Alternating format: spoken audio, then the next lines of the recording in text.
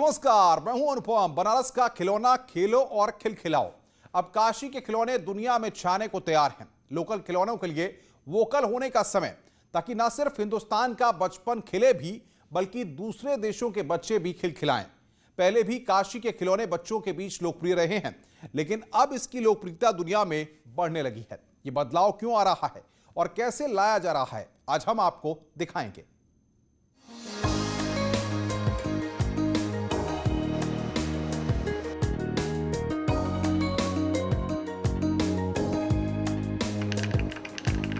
साथियों, हमारे देश में लोकल खिलौनों की बहुत समृद्ध परंपरा रही है।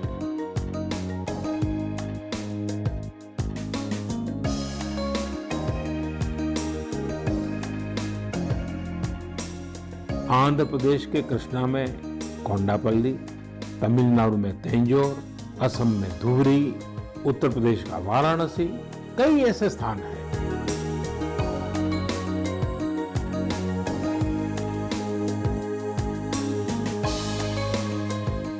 कि global toy industry 7 lakh crore रुपए से भी अधिक की है।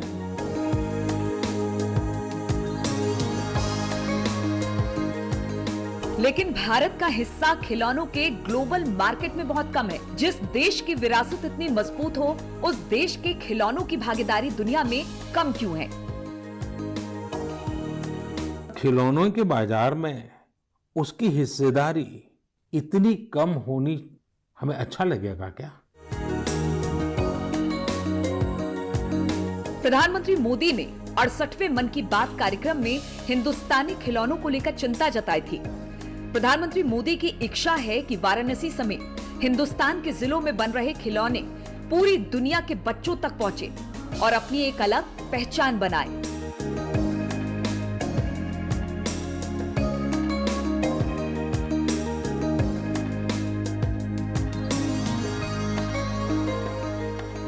इसे आगे बढ़ाने के लिए देश को मिलकर मेहनत करनी होगी।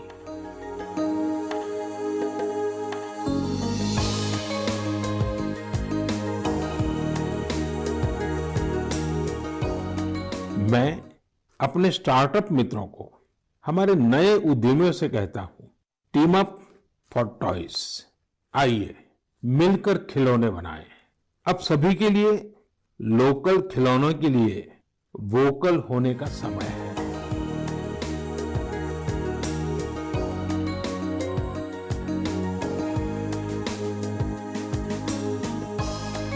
प्रधानमंत्री मोदी ने ये अपील 30 अगस्त 2020 को अपने मन की बात कार्यक्रम में की थी। उसके बाद प्रधानमंत्री मोदी की अपील का असर वाराणसी के खिलौना उद्योग पर दिखा। एक नए उत्साह के साथ खिलौनों का कारोबार आगे बढ़ा और आज इस स्थिति में है कि वो दुनिया में अपने लोकल खिलौनों को भेज सकते हैं। लेकिन सवाल ये कि ऐसी कौन सी बाधाएं थी कि वाराणसी के खिलौने दुनिया में जगह पाने के लिए संघर्ष कर रहे थे।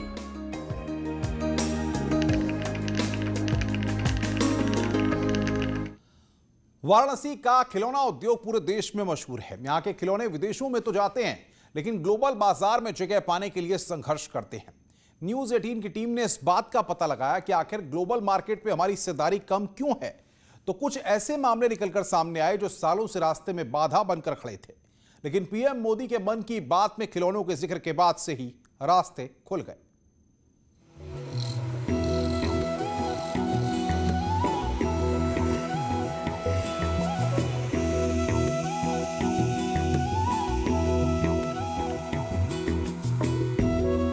बाबा विश्वनाथ की नगरी काशी का ये भी एक रंग है। यहाँ के कारीगर अपनी कलाकारी से काशी को अलग पहचान देते आए हैं। काशी में धर्म कर्म के साथ साथ खिलौने का कारोबार दशकों से चलता रहा है, लेकिन उसकी रफ्तार तेज नहीं थी, क्योंकि क्वालिटी कंट्रोल सर्टिफिकेट की बंदिशों ने खिलौना मार्केट का रास्ता रोक लिया था। जो खिलौना आप मेरे हाथ में देख रहे हैं, इसे दाना चुगनी कहा जाता है और शायद ही किसी का बचपन बीता हो जिसने इस खिलौने को अपने हाथ से ना घुमाया हो। ऐसे अनगिनत खिलौने, ऐसी अनगिनत कारीगरी बनारस के काष्ठ कला यानी कि बनारस के खिलौने, लकड़ी के खिलौने में दिखती है। फबती है और अब एक बार फिर कुछ इन्हीं दाना चुगनी की तरह अब ये पूरा बनारस का खिलौना व्यापार मुस्कुरा रहा है। काशी के खिलौना बाजार में मुस्कुराहट तब आई जब 30 अगस्त को पीएम मोदी ने इन खिलौनों को लोकल से ग्लोबल बनाने की अपील की। इस आग्रह के बाद क्वालिटी कंट्रोल सर्टिफिकेट की बंदिशों को खत्म कर दिया गया। नतीजा, खिलौना बाजार में तेजी आ गई और कारीगरों के हाथ चलने लगे।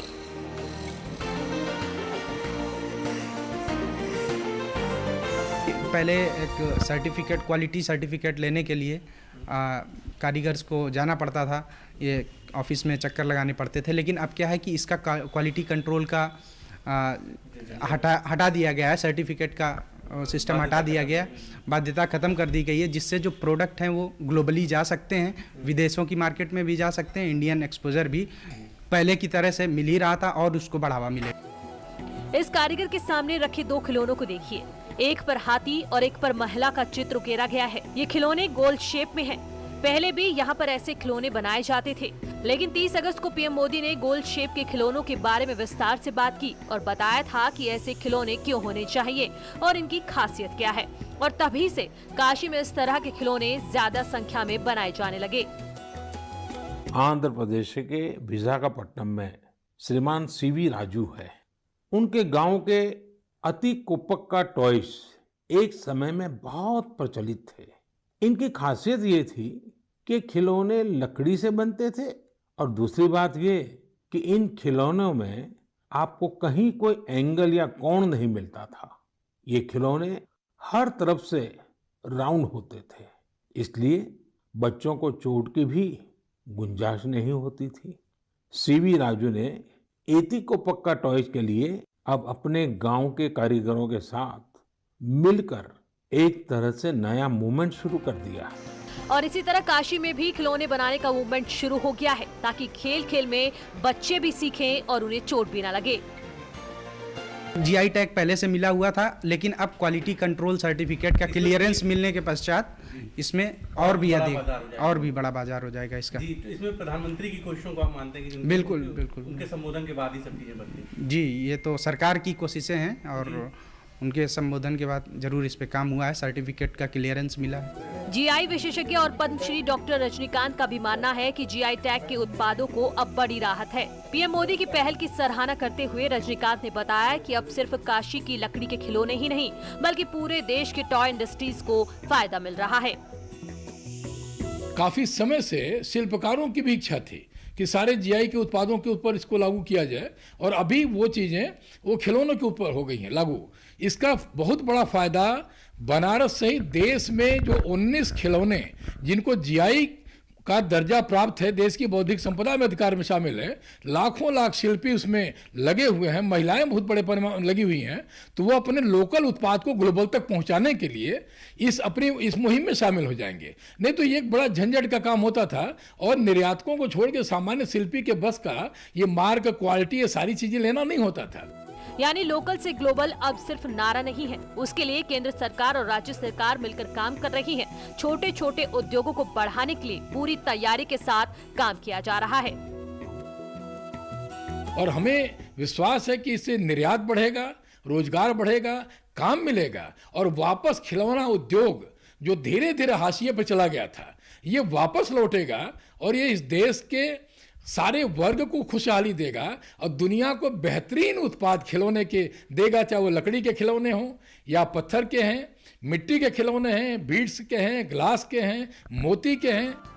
वाराणसी में करीब 100 करोड़ रुपए के लकड़ी के खिलौनों और नक्काशी का सालाना कारोबार है। यही नहीं, 1000 से ज्यादा परिवार इस कारोबार से जुड़े हैं और 50 से ज्यादा गाँव में लकड़ी के खिलौने बनाए जाते हैं। बनारस के कश्मीरीगंज में बड़ा उद्योग है। यहाँ आपको घर घर में हाथ से बने खिलौने मिल जाएंगे। यहाँ के करीब 5 हस्तशिल्पियों को स्टेट और नेशनल स्तर पर अवार्ड भी मिल चुके हैं। साथ ही यहाँ आर्टिजन कार्ड धारक भी हैं।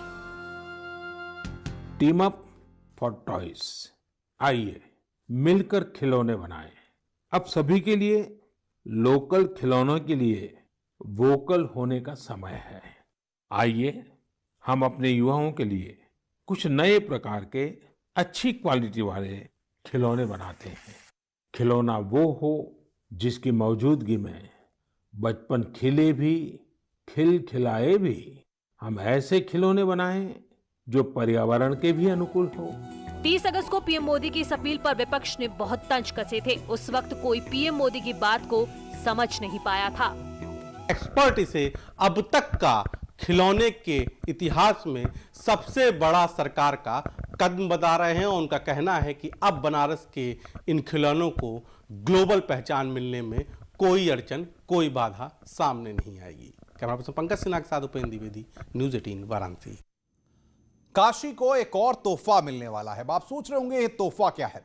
जल्द ही पीएम मोदी काशी के लोगों को रुद्राक्ष सौंपने वाले हैं, जो दो देशों की सांस्कृतिक विरासत को दुनिया में फैलाएगा।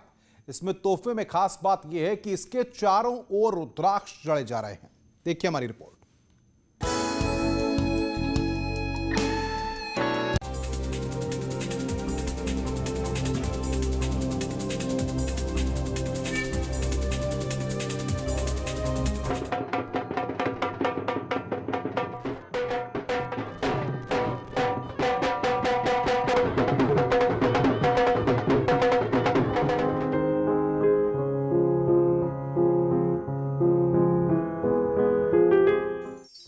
दो देश,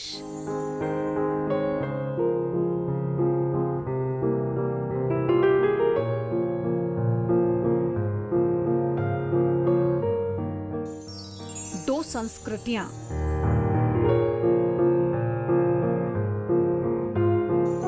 और एक धाम, रुद्राक्ष।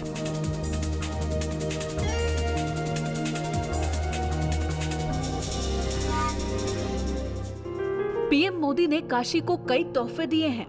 जल्द ही काशी को रुद्राक्ष का तोहफा मिलने वाला है। एक ऐसा कन्वेंशन सेंटर जो रुद्राक्ष से जुड़ा है, जो शिव के लिंग के आकार का है, जिसमें दो देशों की सांस्कृतिक पहचान है, जो सालों तक काशी और क्योटो की कहानियां दिखाता सुनाता रहेगा।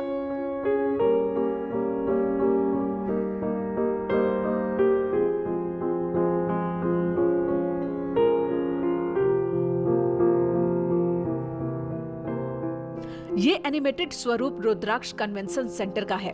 जब काशी में बनकर तैयार हो जाएगा तो ऐसा ही दिखेगा। इसको संवारने का काम तेजी से चल रहा है और जब ये पूरी तरह से अपने स्वरूप में आ जाएगा तो पीएम मोदी इस तोहफे को काशी स्मार्ट सिटी को सौंप देंगे। 2014 में जब पीएम मोदी बनारस के सांसद और देश के प्रधानमंत्री बने तो काशी के लिए उन्होंने कई सारे सपने देखे। उन सपनों में एक है वाराणसी का रुद्राक्ष। ये रुद्राक्ष 186 करोड़ रुपए में तैयार हो रहा है। आप देख सकते हैं ये जो बिल्डिंग है, ये पूरी इसकी जो लागत है वो 186 करोड़ रुपए की। लेकिन जो खासियत इसमें है वो ये है कि ये बिल्डिंग भारत और जापान के संस्कृति को समावेश करेगा। यानी कि जो बिल्डिंग है, यानी कि जो ये रुद्राक्ष है, इसको जापान के लोग तैयार कर रहे हैं और इस पूरे बिल्डिंग का जो शेप है वो एक शिवलिंग के आकार में दिया गया। भारतीय संस्कृति के धागों में पिरोकर जापान इस कन्वेंशन सेंटर को तैयार कर रहा है।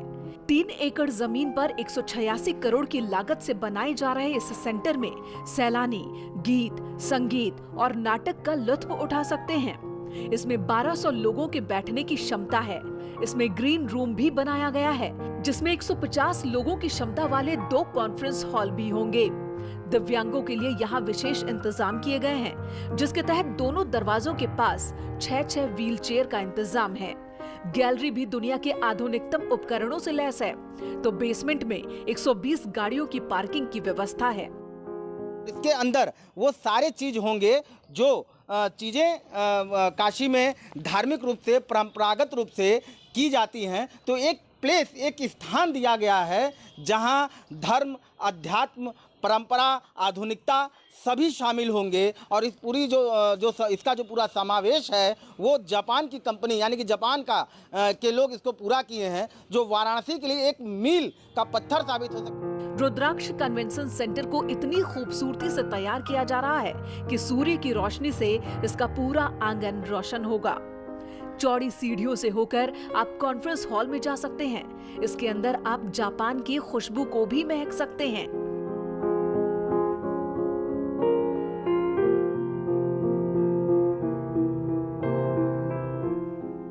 साल 2015 में जापान के पूर्व पीएम शिंजो आबे भारत दौरे पर आए थे और उसी दौरान उन्होंने रुद्राक्ष कन्वेंशन सेंटर की नींव रखी थी। उस वक्त शिंजो आबे ने काशी को करीब से देखा, पीएम मोदी के साथ गंगा आरती में शामिल हुए। काशी की सांस्कृतिक विरासत को देखकर वो काफी खुश हुए थे। अपनी सहयोग से एक तरह से इसको इस तरह से कंसीव किया गया है कि ये जापानी लोगों का वाराणसी के लिए सौगात है, जिसमें करीब 190 करोड़ की लागत से एक अत्याधुनिक कन्वेंशन सेंटर बनाया गया है, जहाँ पे एक कल्चरल और एक धार्मिक कैपिटल जो वाराणसी है उसको विश्व स्तर पे एक ऐसा प्लेटफॉर्म देने का इसमें आइडिया है निहित। जापान का क्योटो शहर काशी की तरह ही जापान की सांस्कृतिक विरासत को संजो कर रखा है।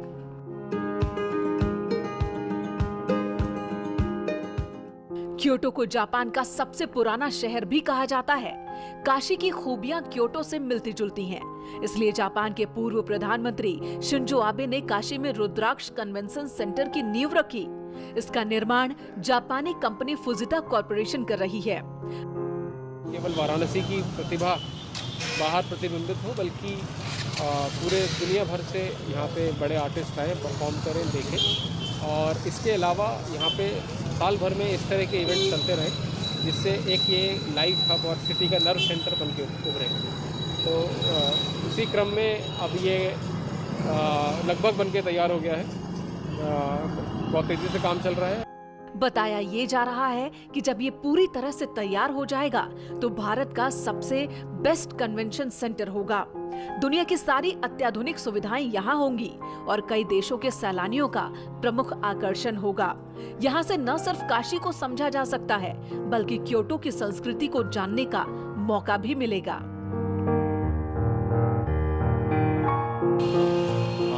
So this is one of the symbol of the Varanasi.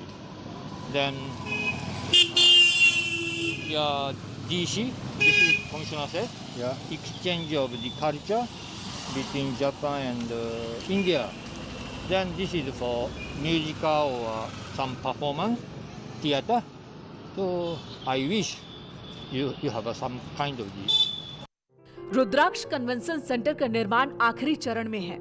बताया जा रहा है कि जनवरी के आखिर में इसे काशी वासियों के लिए खोल दिया जाएगा। उसके बाद इसकी देखरेख काशी स्मार्ट सिटी करेगी।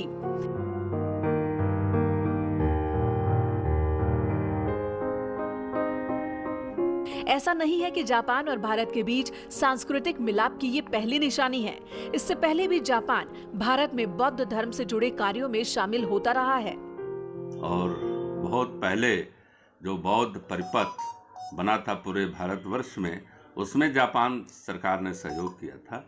आदरणीय नरेंद्र मोदी जी के साथ जब वह मेहमान बनकर आए थे इसी काशी में, और वो बिल्कुल अभिभूत हुए थे शिंजो साहब, और यहाँ दशाश्वमेध घाट पर उन्होंने गंगा आरती देखी थी।